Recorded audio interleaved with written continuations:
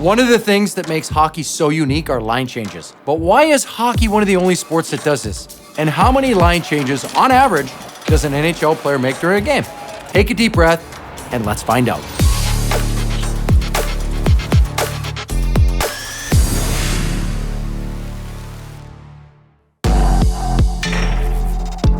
The faster we skate and the harder we work, the faster and harder we breathe.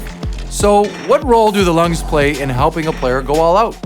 Muscles get most of their energy from oxygen, and that oxygen is delivered by the cardiovascular system. But the entire process actually starts and ends with the lungs. When you take a breath of air, the lungs extract the oxygen from that air, and they deliver that oxygen into the bloodstream. Your heart then pumps the blood to the muscles, and your muscles convert the oxygen to energy. Now, when they use the oxygen, they also create waste, which is carbon dioxide. The heart pumps that carbon dioxide back to the lungs, and the lungs exhale to rid the body of the waste. Okay, the muscles are what get Blues players up and down the ice and deliver the power they need on big shots and big hits. And the muscles need oxygen to do that. But why do hockey players need so many line changes? In a player's shift on the ice, their blood flow increases by 3 to 4 times to deliver the oxygen required to the muscles to function at such a high level. But it's difficult for the lungs to keep up with that oxygen demand for an extended period. And if your muscles aren't getting enough oxygen, they use other, less efficient sources of energy.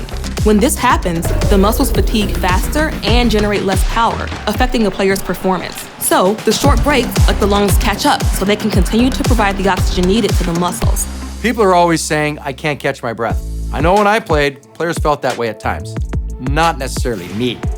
But what does it really mean when you can't catch your breath? Our lungs have muscles that help them to perform. They experience the same fatigue as the rest of the muscles in the body. The fatigue around the respiratory muscles, like the diaphragm, is what leads to the sensation of being out of breath. And for hockey players, they have another challenge: the temperature on the ice. Cold air causes the blood vessels in the lungs to tighten or get smaller. This affects lung capacity, making it harder to deliver the oxygen needed to the muscles. Blues players have to train differently to prepare their lungs for the cold.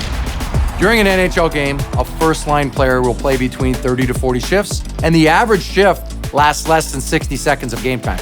The quick breaks off the ice is what keeps us moving fast when we're on it. And that's the science of St. Louis Blues hockey.